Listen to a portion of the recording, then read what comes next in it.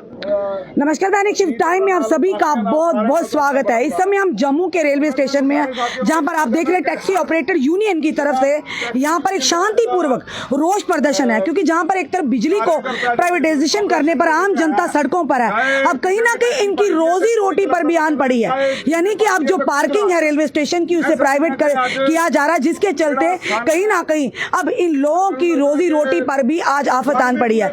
उसी के चलते इस समय यहाँ पर तरनजीत सिंह टोनी सियासत से समाज सेवी होने के नाते इस जनता के बीच में पहुंचे हैं, क्योंकि आज इन्हें परेशानी पड़ी है। तो सियासत से हटकर आज यहाँ पर आए इनकी बात को सुनने, इनकी परेशानी को समझने, और यही इनका बड़प्पन है, यही इनको जो खासियत है, जो एक सियासत है इन्हें अलग हर व्यक्ति से अलग करती है। ठेकेदार बन रहे हैं, मैं समझना कि वो सारे लोग ਜਿਹੜੇ ਨੇ ਉਹਨਾਂ ਨੂੰ ਇੱਕ ਚੇਤਾਵਨੀ ਹੈ ਕਿ ਟੈਕਸੀ ਯੂਨੀਅਨ ਨੂੰ ਕੋਈ ਕੱਲਾ ਨਾ ਸਮਝੇ ਹੈ।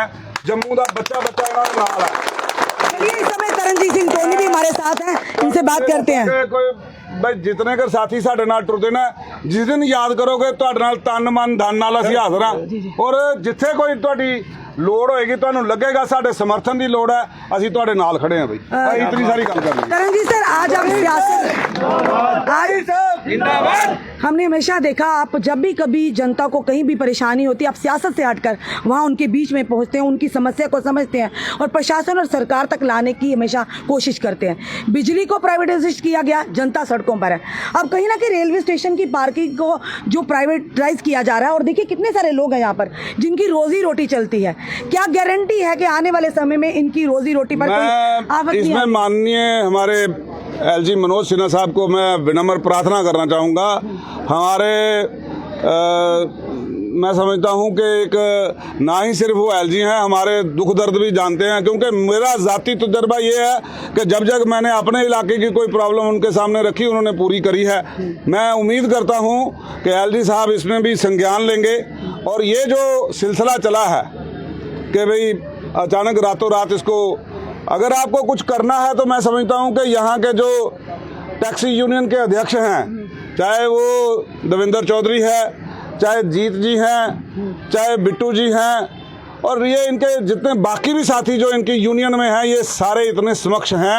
अगर आप कोई चाहते हैं तो आप इनको हैंड ओवर कर दें। ये आप जो आपने दिया, उस जो आपका ठेका है उससे बेटर ठेका आप 5,000 ज़्यादा ले लें, ये देने को तैयार होंगे। मुझे लगता है कि ये सारे सक्षम हैं।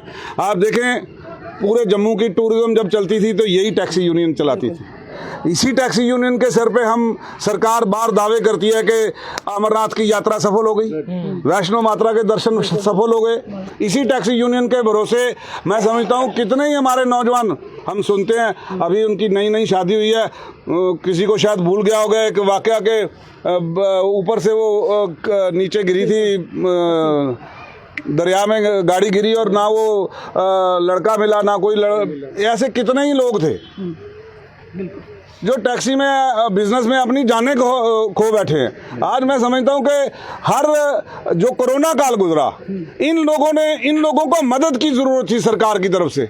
इनको जो बैंक की जो किस्तें पड़ रही थी उसमें टैक्स का इंटरेस्ट का जो वेवर किया, बहुत सारी रियासतों ने ऐसा करा। जहां हमने इनको मदद करना चाहिए वहां इनको तकलीफ हो रही है। मैं नहीं समझता कि ये मौका इनको तकलीफ देने का है। ये हमारे दुख दर्द में शामिल है, हम इनके दुख दर्द में शामिल हैं।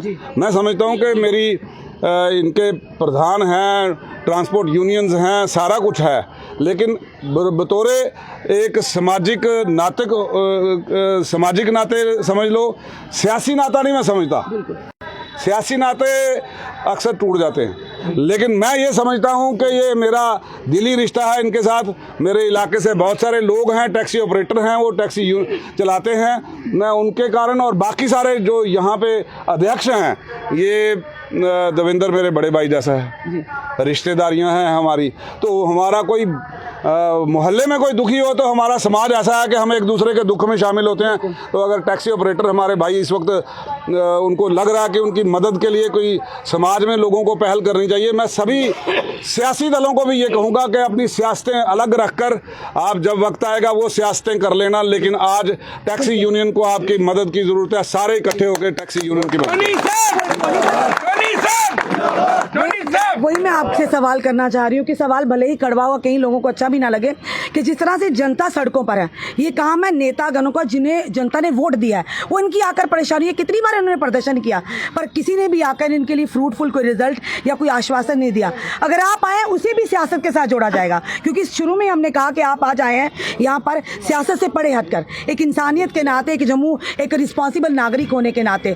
फिर क्यों लोग इस तरह की चीज़ें करते हैं कि अगर आप आ जाएं तो कहीं ना कहीं ये भी लोग डरते होंगे कि अगर कोई नेता इनकी मदद भी करना चाहे तो कहीं उनको सियासत के साथ भी ये ना कहा जाए कल को कि सियासत का प्लेटफॉर्म बन गया। तो ये चीज़ें सारी ऐसे है कि मैं अभी भी किसी को किसी काम की वजह से किसी को ड्रॉप करने आया था, और मुझे ये मेरे इलाके से हैं, मेरे जहाँ और इनसे बात हुई, मैंने कहा मैं इधर आ रहा हूँ, तो ये कहने लगे कि हम भी इधर हैं। तो इसी तरह अब वो जो अंदर बैठे हैं प्रधान हैं, जो वो भी हमारे कुछ ना कुछ तो लगते हैं ना, कोई छोटा भाई है कोई बड़ा भाई है। यहाँ पे भी जो है मैं समझता हूँ कि डगियाने से हमारे एक ना काका होते थे, तो आप उनको पूछो, वो हमारे बड़े भाई थे, तो हमने ऐसे ही टैक्सी में लेना, तो उन्होंने हमें ना ड्राइविंग सिखाई हुई है। आज अगर वो दर्द में है तो हम कैसे बाहर रह सकते हैं। अब मैं ईमानदारी से कह रहा हूँ, हमने गाड़ी चलाना सीखा हुआ है ऐसे बहुत सारे भाइयों से।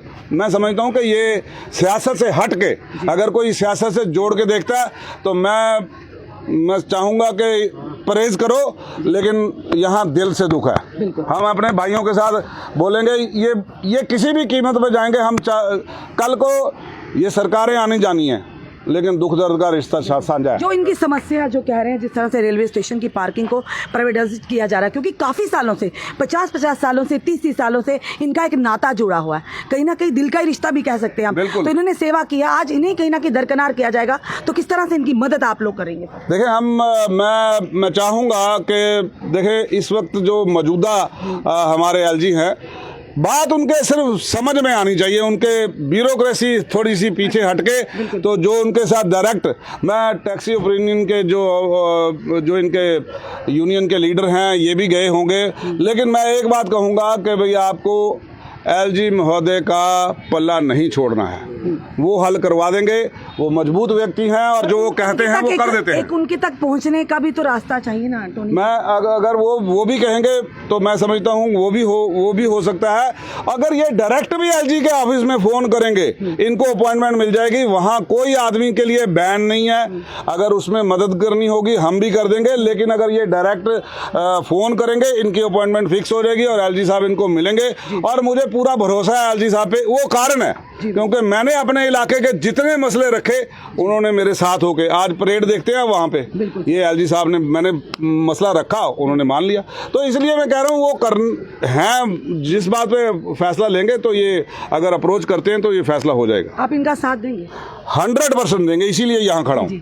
सर क्या कहेंगे आप? तरनजीत सिंह टोनी आज सियासत से हटकर आप लोगों की परेशानी को समझा, कहीं ना कहीं दुविधा को समझा है, क्योंकि जब रोजी रोटी पर आती है तो इंसान को बाहर तो आना ही पड़ता है। तो आज ये आपका साथ दे रहे हैं, क्या समस्या है, किस तरह से आप इनके माध्यम से खुद भी एलजी महोदय तक अपनी बात को रखना चाहेंगे? पहले मैडम जी आपका शुक्रिया, और मैं अपनी टैक्सी की तरफ से टोनी जी का बहुत थैंक्स करता हूं, जो किसी काम के लिए आ रहे थे और हमारे कहने पे ये रुक गए हैं और हमें हौसला अफजाई दी है। तो हमें पूरी उम्मीद है कि जो ये कहते हैं वही करते हैं, क्योंकि ये 1996 में हम इनके साथ चल रहे हैं और ये हमारे दुख दर्द समझते हैं। और जितने भी मसले कहीं का भी हो, इनको वोट की राजनीति करना नहीं आता। जे वोट की राजनीति नहीं करते, जे इलाके की राजनीति नहीं करते, जे जात पात की राजनीति नहीं करते। जहाँ भी किसी को मदद की ज़रूरत होती है टोनी सिंह वहाँ पहुँचा होता है। ये सबसे बड़ी बात है। एक बार मेरे इलाके में 1996 में फायरिंग हुई तो मैंने बहुत होशियारी दिखाई और इनको मैंने कॉल किया कि सर फायरिंग हो गया, गुज्जर भाइयों को बहुत उनको नुकसान हुआ, तो वहाँ चलिए जल्दी। और इन्होंने मुझे बोला कि आप मेरे घर पे जल्दी आ जाओ। मैं घर पे 9 बजे गया और इन्होंने बोला कि गाड़ी खोलो। इनकी गाड़ी खोली तो इतना ब्लड उस गाड़ी के अंदर पड़ा हुआ था। इन्होंने पता नहीं 4 बजे जाके एम्बुलेंस का काम करके उनको हॉस्पिटल में पहुंचाया। हम टोनी सिंह को शुरू से ही जानते हैं, अभी मुझे दाढ़ी भी नहीं आई थी, आज चिट्टी हो गई है। और टोनी सिंह जो कहते हैं वही करते हैं जी। Thank you. चलिए हम एलजी महोदय से भी निवेदन करेंगे कि एलजी महोदय, आप कहते हैं मैं गरीबों के साथ इंसाफ करता हूं, यानी कि बेगुनाह को छोड़ेंगे नहीं, गुनाहगार को, बेगुनाह को छेड़ेंगे नहीं, गुनाहगार को छोड़ेंगे नहीं। इसी तरह से उम्मीद है अब टैक्सी ऑपरेटर यूनियन को भी, और आज तरनजीत सिंह टोनी भी एक समाज सेवी के तौर पर इनके बीच में पहुंचे हैं। बिजली को प्राइवेटाइज किया जा रहा है, जनता सड़कों पर उतरी है क्योंकि जनता को आप पर विश्वास है। उम्मीद करते हैं जो तरनजीत सिंह टोनी ने आप तक इनकी समस्या को रखा है, क्योंकि इनका एक दिल का रिश्ता है। ये वो टैक्सी यूनियन, अगर पीछे मैं कैमरामैन से कहूंगी जरा ये अपने कैमरे को घुमाइए, जब कोरोना काल था इन्होंने अपनी जानों को जोखिम में डालकर प्रशासन का, सरकार का पूरा साथ दिया, और कहीं ना कहीं इनका परिवार भी इसी से रोज इसी काम से चलता है। तो खुद सोचिए आज जब इनके परिवार पर, रोजी रोटी पर जब कोई बुरा साया होगा या आपदा आएगी, तो वो लोग तो अपनी बात को प्रशासन और सरकार तक रखने का प्रयास करेंगे। ये भी जम्मू वासी, ये विदेश वासी हैं, तो इनसे, इनके साथ गलत ना हो। मैं एलजी महोदय से भी अपनी ओर से ये निवेदन करेंगे, इन्हें समय दिया जाए, इनकी बात को सुना जाए, और जितने भी सियासी दल हैं उनसे भी निवेदन करते हैं कि आप इन जनता के साथ, गरीब जनता के साथ राजनीति, वोट बैंक की राजनीति मत खेलिए। सरकारें आती हैं, जाती हैं, पर ये जनता वही है जिन्होंने आपको वोट देना और आपको उस कुर्सी पर बिठाना। तो जरूर कोशिश करेंगे जितने भी सियासी दल हैं कि आप लोग भी आइए, सियासत से हटकर इन लोगों की बात को सुनिए, और एक मंच के तले इन लोगों की जो समस्या है वो एलजी महोदय तक रखिए, ताकि ये लोग भी राहत की सांस लें। आपका क्या कहना है इस वीडियो को देखकर? अपने कमेंट, अपने सुझाव हमें जरूर दीजिए। इस वीडियो को जितना हो सके शेयर कीजिए। जुड़े रहिए हमारे साथ अगले अपडेट के लिए। जय हिंद, जय भारत।